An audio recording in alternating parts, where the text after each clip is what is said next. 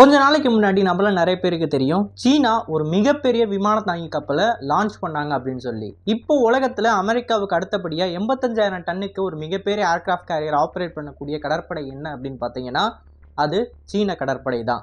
இந்த சூழ்நிலையில நம்மளோட எதிரிகள் இந்த அளவுக்கு அதிகமான போர்க்கப்பல்களை கட்டிக்கிட்டு இருக்கிறப்ப நம்மளும் டாக்டிக்கலா அதை மேட்ச் பண்ற அளவுக்கு விமான தாங்கி கப்பல்களை கட்டி ஆகணும். இப்படி இருக்கிறப்ப தான் நம்மளோட டிஃபென்ஸ் மினிஸ்டர் ஒரு அறிக்கை ஒன்று கொடுக்குறாரு. இந்தியா 5 அல்லது 6 விமான தாங்கி கப்பல்களை கூடிய சீக்கிரம் ஆப்ரேட் பண்ணும் அப்படின்னு. ஸோ இன்னைக்கான காணொலியில் நம்ம எதை பற்றி பார்க்க போகிறோம் அப்படின்னா 5 அல்லது 6 விமான தாங்கி கப்பல் கட்டுற அளவுக்கு இந்தியாவுக்கு கேப்பபிலிட்டி இருக்கா, அப்படி கட்டணும்னு நினச்சா என்னென்ன மாதிரியான சவால்களை நம்ம சந்திக்க நேரிடும், அதுக்கான சொல்யூஷன் என்ன அப்படின்றத தான் தெளிவாக பார்க்க போகிறோம். நான் உங்கள் ஆகாஷ், தமிழ் பொக்கிஷம் வழங்கும் டிபி டிஃபென்ஸ். முதல் விஷயம், இந்தியாவில் இருக்கக்கூடிய விமான தாங்கி கப்பல் கட்டுமானம் அப்படின்னு சொல்லக்கூடியது INS விக்ராந்த்ல இருந்து தான் ஆரம்பிச்சிச்சு. இந்த போர்க்கப்பலை என்னதான் நம்ம சக்ஸஸ்ஃபுல்லாக கட்டி முடித்தாலும் இதற்கான டிலே அப்படின்னு சொல்லக்கூடியது ரொம்ப ரொம்ப அதிகம். அதுக்கான முக்கியமான காரணங்களில் ஒன்று, இந்த விமான தாங்கி கப்பலை எப்படி கட்டணும்னு சொல்லி நமக்கு அனுபவம் கிடையாது. முதல் முறையாக நம்மளோட நாட்டில் இப்படி ஒரு சம்பவத்தை பண்ணுறோம். ஸோ நிறைய இடங்கள்ல இருந்து நிறைய பிரச்சனைகளின் காரணமாக, நிறைய மிஸ்டேக்ஸின் காரணமாக டிலேஸ் அப்படின்னு சொல்லக்கூடியது அதிகமாகி 10 வருஷம் 12 வருஷம் அப்படின்னு சொல்லி இவ்வளோ காலமாக இருக்குது இந்த விமான தாங்கி கப்பலை கட்டுறதுக்கு. ஆனால் இப்போது கரண்ட்டாக இந்த விமான தாங்கி கப்பலை கட்டி முடித்த நிறுவனம் என்ன சொல்கிறாங்க, இதை எப்படி கட்டணும்னு சொல்லி எங்களுக்கு அனுபவம் கிடைச்சிட்டதுனால இப்போ இருக்கிற சூழ்நிலையில் அரசாங்கம் எங்களுக்கு ஆர்டர் கொடுத்துச்சு அப்படின்னா வெறும் 6 வருஷத்தில் INS விக்ராந்த் மாதிரியான ஒரு போர்க்கப்பலை எங்களால் கட்டி முடிக்க முடியும் அப்படின்னு அந்த நிறுவனம் ஒரு உத்தரவாதம் கொடுக்குறாங்க. இப்போ இந்த சூழ்நிலையில் நம்மளோட இந்திய கடற்படை என்ன சொல்கிறாங்க அப்படின்னா, எங்களுக்கு 3 விமான தாங்கி கப்பல் வேணும், அப்போ தான் எந்நேரமும் பே ஆஃப் பெங்காலில் ஒன்று, அரேபியன் சீயில் ஒன்று அண்ட் மெயின்டெனன்ஸில் ஒன்று, அவர் ஸ்பேருக்கு ஒன்று அப்படின்னு சொல்லி எங்களால் மெயின்டைன் பண்ண முடியும்னு இந்திய கடற்படை ரொம்ப காலங்களாக கேட்டுக்கிட்டு இருக்காங்க. அவங்க இப்போ மட்டும் கேட்கல, ஒரு 10-15 வருஷம் முன்னாடி இருந்தே கேட்டுக்கிட்டு தான் இருக்காங்க.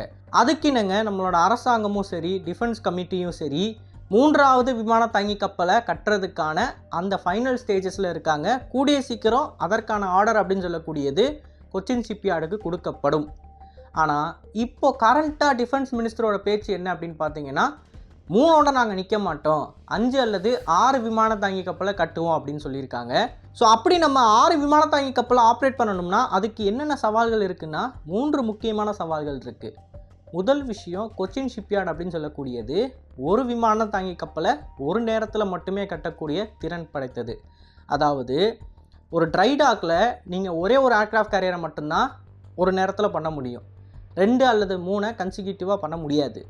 அப்படி நீங்கள் 3 விமான தாங்கி கப்பல் வேணும்னு நினச்சிங்கன்னா நீங்கள் அட்லீஸ்ட் 2 விமான தாங்கி கப்பலை ஒரே நேரத்தில் கட்டுற மாதிரி இருக்கணும். அப்போ தான் நீங்கள் 2 விமான தாங்கியில் கட்டிக்கிட்டு இருக்கிறப்ப INS விக்ரமாதித்யா அப்படின்றது ரிட்டையர் ஆகும். அது ரிட்டையர் ஆகிறதும் 3வது விமான தாங்கி கப்பல் அந்த இடத்துலேருந்து வெளியே வரதும் கொஞ்சம் மேட்ச் ஆகும். இப்படிப்பட்ட சூழ்நிலையில் கொச்சின் ஷிப்யார்ட் அப்படின்னு சொல்லக்கூடியது 3 விமான தாங்கி கப்பலை கட்டுற அளவுக்கான இன்ஃப்ராஸ்ட்ரக்சரை உருவாக்க முடியுமா அப்படின்னு கேட்டிங்கன்னா கண்டிப்பாக உருவாக்க முடியும். அதுக்கான மேன் பவர் இருக்கா அப்படின்னு கேட்டிங்கன்னா கண்டிப்பாக இருக்குது. ஆனால் அந்த நிறுவனம் வெறுமனை 3 விமான தாங்கி கப்பலை கட்டுறதுக்குன்னு சொல்லி அதோட இன்ஃப்ராஸ்ட்ரக்சரை பெருசாக்காது, எம்ப்ளாயீஸையும் ரெக்ரூட் பண்ணாது. இந்த 3 விமான தாங்கி கப்பலை தாண்டி ப்ரைவேட் ஆர்டர்ஸ் அப்படின்னு சொல்லக்கூடியது அந்த நிறுவனத்துக்கு கிடைத்தாக வேண்டும். அப்படி இருந்தால் மட்டும்தான் இந்த 3 விமான தாங்கி கப்பலை கட்டுறதுக்கான இன்ஃப்ராஸ்ட்ரக்சரை அவங்க பெருசுப்படுத்துவாங்க. ஸோ அப்படிப்பட்ட ஆர்டர்ஸ் கொச்சின் ஷிப்யார்டுக்கு கிடைக்கிற வரைக்கும், அந்த அளவுக்கு அந்த கம்பெனி வளர்கிற வரைக்கும் அந்த கம்பெனி இப்படிப்பட்ட ரிஸ்க்கை எடுக்காது. இதுதான் நமக்கு இருக்கக்கூடிய முதல் தடங்கல். போர்க்கப்பலை உருவாக்க முடியும், ஆனால் ஒரே நேரத்தில் 2 போர்க்கப்பல் அப்படின்னு சொல்லி நம்மளால் உருவாக்க முடியாது. அடுத்த தடங்கல் என்ன அப்படின்னு பார்த்தீங்கன்னா போர் விமானம் தான். நம்மள நிறைய பேருக்கு தெரியும், ரஃபேல் M அப்படின்னு சொல்லக்கூடிய போர் விமானத்தை நம்ம ஆர்டர் பண்ணியிருக்கோம் அப்படின்னு. 26 ரஃபேல் வரப்போகுது. இதுக்கு அடுத்தபடியாக TEDBF அப்படின்னு சொல்லி ஒரு ப்ரோக்ராம் இருக்குது. இந்த TEDBFன்றது ஒரு twin based deck based fighter jet. இந்த ஃபைட்டர் ஜெட்டை நம்ம அடிப்படையில் உருவாக்குறது கடற்படைக்கு தான். ஆனால் அதை அப்படியே மாடிஃபை பண்ணி நம்மளோட விமானப்படையிலையும் பயன்படுத்தலாம். விமானப்படையில் பயன்படுத்துகிறப்ப நம்மக்கிட்ட இருக்கிற தேஜஸ் Mark 1A அதுக்கப்புறம் Mark 2 கம்பேர் பண்ணுறப்ப இது சைஸில் கொஞ்சம் பெருசாக இருக்கும். காரணம், இது ஒரு ட்வின் என்ஜின் ஃபைட்டர் ஜெட்டு. இப்போ இந்த ஃபைட்டர் ஜெட்டோட மாடலை பார்க்குறப்ப நமக்கு என்ன தெரியுது அப்படின்னா, ரஃபேல் மாதிரியே இருக்கக்கூடிய ஒரு டெல்டா விங் பேஸ்டு ஒரு போர் விமானம்.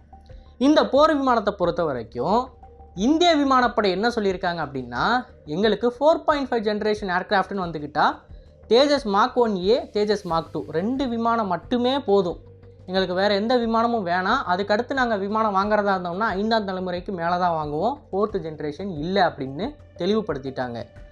ஸோ இந்த டெக் பேஸ்டு ஃபைட்டர் ஜெட்டை உருவாக்குனாங்க அப்படின்னா அது கடற்படைக்கு மட்டும்தான் அப்படின்னு இப்போவே ஒதுக்கி வச்சுட்டாங்க. ஸோ கடற்படையோட ரெக்குவயர்மெண்ட் என்ன அப்படின்னு பார்த்தீங்கன்னா அவங்களுக்கு இப்போதைக்கு 120 போர் விமானங்கள் தேவை. ஸோ வெறுமன 120 போர் விமானங்கள் அப்படின்ற இந்த ஆர்டருக்காண்டி நம்ம ஒரு போர் விமானத்தை அடிப்படையிலேருந்து உருவாக்கி அதுக்குன்னு சொல்லி தனியாக ஒரு ப்ரொடக்ஷன் லைனை அமைச்சு இந்த போர் விமானத்தை வெளியே தள்ளணும்னு வச்சுக்கோங்களேன், இதோட காஸ்ட் அப்படின்னு சொல்லக்கூடியது பல மடங்கு அதிகமாக இருக்கும்.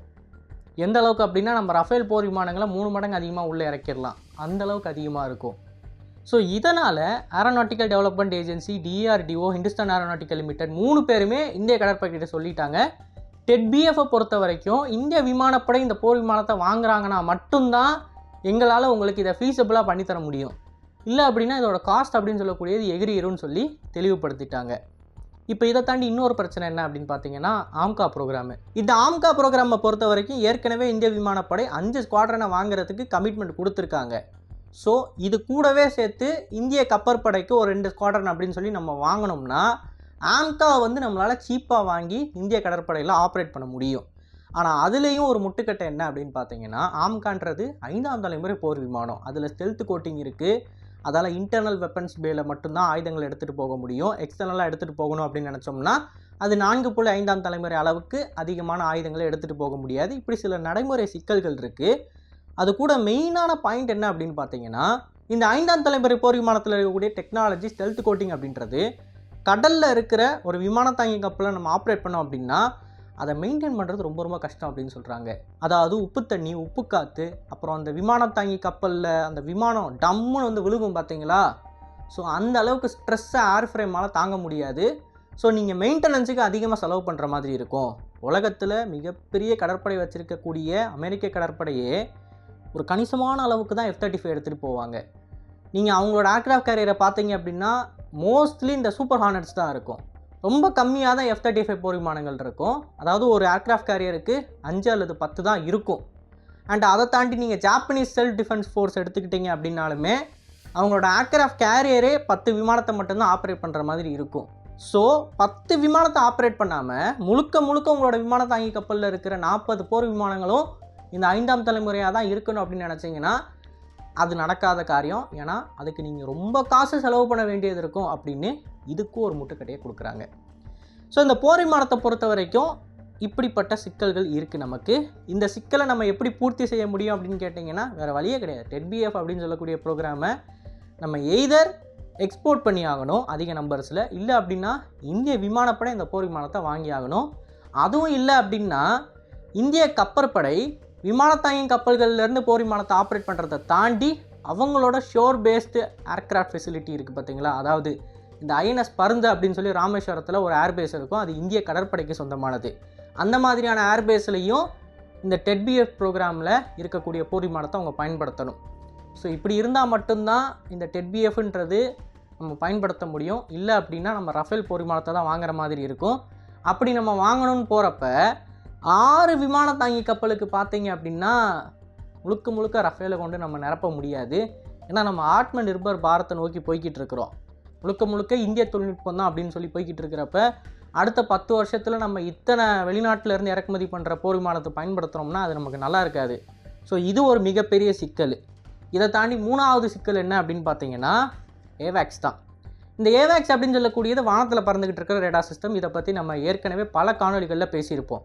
நீங்கள் தரையில் ஒரு ரேடாரை வச்சிங்க அப்படின்னா தரையோட தரையாக ஒட்டிட்டு வர விமானத்தையோ இல்லை ஏவுகணையவோ நீங்கள் டிடெக்ட் பண்ண முடியாது. காரணம் பூமி உருண்டையாக இருக்குது. வானத்தில் ரொம்ப உயரத்தில் பறக்கக்கூடிய பொருட்களை மட்டும்தான் நீங்கள் 400 கிலோமீட்டர் 500 கிலோமீட்டர் முன்னாடிலாம் டிடெக்ட் பண்ண முடியும். அது தரையோட தரையாக வருது அப்படின்னா எந்த ஒரு ஏர் டிஃபென்ஸ் சிஸ்டத்தில் இருக்கிற ரேடாராலையும் அதை டிடெக்ட் பண்ண முடியாது, ஈவன் S-400 S-500. அதே மாதிரி தான் கடலில் இருக்கிற கப்பலுக்கும். ஸோ நம்மளோட பிரம்மோஸ் மாதிரியான ஏவுகணை ஸ்கிம்மிங் தொழில்நுட்பத்தை பயன்படுத்துது. ஸோ இந்த ஏவுகணை அந்த போர்க்கப்பலுக்கு 20 கிலோமீட்டர் பக்கத்தில் வர வரைக்கும் அந்த போர்க்கப்பலில் இருக்கிற ரேடாருக்கு தெரியாது. இப்போ இந்த சூழ்நிலையில் தான் அந்த போர்க்கப்பல் என்ன பண்ணும், வானத்தில் அதோட ரேடாரை கொண்டு போய் நிலைநிறுத்தி வைக்கும். ஸோ வானத்திலிருந்து நீங்கள் ரேடார் அலைகளை கீழே டைரக்ட் பண்ணிங்க அப்படின்னா இதே பிரம்மோஸ் ஏவுகணையை உங்களால் கிட்டத்தட்ட ஒரு 100-150 கிலோமீட்டர் முன்னாடி டிடெக்ட் பண்ண முடியும். நான் ஒரு உதாரணத்துக்கு தான் சொல்கிறேன். அதுக்குன்னு பிரம்மோஸை 100 கிலோமீட்டர் 150 கிலோமீட்டர் முன்னாடியெல்லாம் டிடெக்ட் பண்ண முடியாது. ஜஸ்ட் ஃபார் எக்ஸாம்பிள் நான் உங்களுக்கு சொல்கிறேன். ஒரு பொருளை வச்சு உதாரணம் சொல்லணும் அப்படின்னா அது இந்த பொருள் அப்படின்னு சொல்கிறேன். இப்போ இந்த கேஸில் நீங்கள் அந்த ரேடாரை மேலே கொண்டு போய் நிறுத்துறதுக்கு உங்களுக்கு தேவைப்படக்கூடியது என்ன அப்படின்னு பார்த்தீங்கன்னா ஒரு டர்போ ப்ராப் போர் விமானம். இந்த டர்போ ப்ராப் விமானத்தை உங்களோட விமானத்தாங்கி கப்பல்லேருந்து டேக் ஆஃப் பண்ண வைக்கணும் அப்படின்னா உங்களுக்கு கேட்டபுல் லான்ச் சிஸ்டம் கண்டிப்பாக தேவை. ஏன்னா டர்போ ப்ராப்பில் அந்த அளவுக்கு பவர் கிடையாது. நீங்கள் ஃபைட்டர் ஜெட்டுன்னு எடுத்துக்கிட்டிங்கன்னா அந்த ஜெட் என்ஜின்லாம் அவ்வளோ த்ரஸ்ட்டை ப்ரொடியூஸ் பண்ண முடியும் ஆஃப்டர் பர்னரில் இருக்கிறப்ப. ஸோ அதனால் நம்ம அந்த ஜெட் என்ஜினை பயன்படுத்தி ரேம்பின் மூலமாக டேக் ஆஃப் பண்ண வைக்கிறோம். ஆனால் இந்த குறிப்பிட்ட டர்போ ப்ராப் ரக போர் விமானங்களால் அந்த அளவுக்கு பவரை ப்ரொடியூஸ் பண்ண முடியாது, ஆர் த்ரஸ்ட்டை ப்ரொடியூஸ் பண்ண முடியாது. ஸோ இந்த போர் விமானங்களால் நம்மளோட விமானத்தாங்கி கப்பல்கள்லேருந்து டேக் ஆஃபே ஆக முடியாது. ஸோ கரண்ட்டாக இருக்கக்கூடிய 2 போர்க்கப்பல்கள், இது கூட ஃப்யூச்சரில் நம்ம கட்டிக்கிட்டு இருக்கக்கூடிய ஐஎன்எஸ் விக்ராந்த் போர்க்கப்பல்லேருந்து ஏவேக்ஸை நம்மளால் ஆப்ரேட் பண்ண முடியாது. இந்த ஏவேக்ஸில் ஒரு இன்ட்ரெஸ்டிங்கான ஸ்டோரி ஒன்று இருக்குது. ஐஎன்எஸ் விக்ரமாதித்யாவை வாங்கின ஆரம்ப காலகட்டத்தில் அமெரிக்கா கூட சேர்ந்து இந்த E2 ஹாக்கை அப்படின்னு சொல்லக்கூடிய ஏவேக்ஸை நம்மளோட ஐஎன்எஸ் விக்ரமாதித்யாவிலேருந்து ஆப்ரேட் பண்ண முடியுமான்னு சொல்லி நிறையவே சோதனைகள் பண்ணி பார்த்தோம். அந்த சோதனையில் விமானம் வந்து டேக் ஆஃப் ஆகுது. ஆனால் இருக்கிறதுலே மினிமம் ஃபியூயல் லோடில் தான் டேக் ஆஃப் ஆகுது. அந்த அளவுக்கு ஃபியூயல் லோடில் நம்ம இந்த விமானத்தை டேக் ஆஃப் பண்ண வச்சோம் அப்படின்னா அதை நம்ம பயன்படுத்தவே முடியாது. ஸோ அது ஃபீஸபிளாக இல்லை அப்படின்னு சொல்லி கடைசியில் என்ன பண்ணோம் அப்படின்னா அந்த ஏவேக்ஸ் ரோலுக்கு இதே ரேடார், அதாவது இந்த E2 ஹாக்கையில் ஒரு ரேடாரை மவுண்ட் பண்ணி பறக்க விட்டுருக்கோம் இல்லையா, அந்த மாதிரியான ஒரு ரேடாரை ஹெலிகாப்டரில் மவுண்ட் பண்ணி அந்த ஹெலிகாப்டர் தான் நம்ம இப்போ பறக்க விட்டு அதை தான் ஏவேக்ஸாக பயன்படுத்திக்கிட்டு இருக்கோம். பட் ஹெலிகாப்டர்னால் போர் விமான அளவுக்கு வேகமாக பறக்க முடியாது, அந்த அளவுக்கு உயரமாகவும் பறக்க முடியாது. அது ஒரு பெரிய டிஸ்அட்வான்டேஜாக இருக்குது. இதன் காரணமாக தான் இமால்ஸ், அதாவது எலக்ட்ரோ மேக்னெட்டிக் கேட்டபுல் லான்ச் சிஸ்டம் அப்படின்றது நமக்கு தேவை அப்படின்னு சொல்கிறோம். அண்ட் சீனர்களும் அதை நோக்கி தான் போயிருக்காங்க. பட் சீனர்கள் மாதிரியான அப்ரோச் அப்படின்றது ரொம்ப ரொம்ப ரிஸ்கியான ஒரு அப்ரோச். ஏன் அப்படின்னு கேட்டிங்கன்னா இமால்ஸுக்கு தேவையான எலக்ட்ரிசிட்டி அப்படின்னு சொல்லக்கூடியது ரொம்ப ரொம்ப அதிகமாக இருக்குது. ஏன்னா அதோட பேரே வந்து எலக்ட்ரோ மேக்னெட்டிக் ப்ரொபல்ஷன். அதுக்கு வந்து எலக்ட்ரிசிட்டி தேவை. அந்த அளவுக்கு எலக்ட்ரிசிட்டியை ஒரு கன்வென்ஷனல் கேரியரால் ப்ரொடியூஸ் பண்ண முடியுமா அப்படின்றது மிகப்பெரிய சந்தேகம். அப்படியே ப்ரொடியூஸ் பண்ணாலும் ஒவ்வொரு தடவை அந்த இமால் வந்து ரீசார்ஜ் ஆகிறதுக்கு அதிக டைம் எடுக்கும். ஸோ இவங்களால் அமெரிக்காவோட நியூக்ளியர் பவர்டு ஏர்க்ராஃப்ட் கேரியர் அளவுக்கு போர் விமானங்களை டக்குன்னு லான்ச் பண்ண முடியாது. இப்போ ஒரு போர் விமானத்தை லான்ச் பண்ணுறாங்க அப்படின்னா அடுத்த போர் விமானத்தை கொண்டு வந்து நிறுத்தி சில நிமிஷங்கள் அவங்க வெயிட் பண்ணி ஆகணும். ஏன்னா இமால்ஸ் வந்து ரீசார்ஜ் ஆகணும். இப்போ இந்த இமால்ஸுக்கு பவர் கொடுக்குற அளவுக்குலாம் அவங்கக்கிட்ட கன்வென்ஷனல் எனர்ஜி கிடையாது. கன்வென்ஷனல் எனர்ஜியில் பை தியரி வந்து பாசிபிளே இல்லைங்க. தியரியிலே பாசிபிள் இல்லாத ஒரு விஷயத்தை வந்து ப்ராக்டிக்கலாக அவங்களால எப்படி பண்ண முடியும்? ஸோ இதுதான் இருக்கக்கூடிய நடைமுறை சிக்கல்கள். இமால்ஸ் வேணும் அப்படின்னு நினச்சோம்னா ஏர்க்ராஃப்ட் கேரியர் வந்து 90,000 டன்னுக்கு போயிடும், அதாவது 90,000 டன்னுக்கு போயிடும். அதுவும் நியூக்ளியர் பவர்டு ஏர்க்ராஃப்ட் கேரியராக இருக்கணும். அப்போ தான் அதை ஆப்ரேட் பண்ண முடியும். இல்லை அப்படின்னா ஸ்டீம் கேட்டபுல் சிஸ்டமுக்கு தான் போகணும் நம்ம. பட் ஸ்டீம் கேட்டபுல்ட் வந்து அவுடேட்டட் ஆயிடுச்சு. இப்போ இருக்கிற எந்த ஒரு ஏர்க்ராஃப்ட் கேரியரும் ஸ்டீம் கேட்டபுல்ட்டில் யாரும் கட்டுறதே இல்லை. ஸோ இப்படி ஏகப்பட்ட சிக்கல்கள் இருக்குது. வெறுமனா 5 விமான தாங்கி கப்பலை மட்டும் சுலபமாக நம்மளால் உருவாக்கிட முடியுமா அப்படின்னு கேட்டிங்கன்னா கண்டிப்பாக கிடையாது. பட் இந்தியா அப்படின்னு சொல்லக்கூடிய நம்மளோட நாடு ஏகப்பட்ட சவால்களை சந்திச்சிருக்கு. அதே மாதிரி இந்த சவாலையும் சந்தித்து விமான தாங்கி கப்பலை கட்டும் அப்படின்றதுல எனக்கு நம்பிக்கை இருக்குது. ஸோ இதை பற்றி நீங்கள் என்ன நினைக்கிறீங்க அப்படின்றத மறக்காமல் கமெண்ட்ஸில் பதிவிடுங்க. அண்ட் இது போல பல தகவலை தெரிந்து கொள்ள டிபிடி ஃபர்ஸ்ட் பேஜை ஃபாலோ பண்ணிக்கோங்க. நல்லதை பாருங்க, நல்ல சமுதாயத்தோட இருக்கும். நன்றி, வணக்கம்.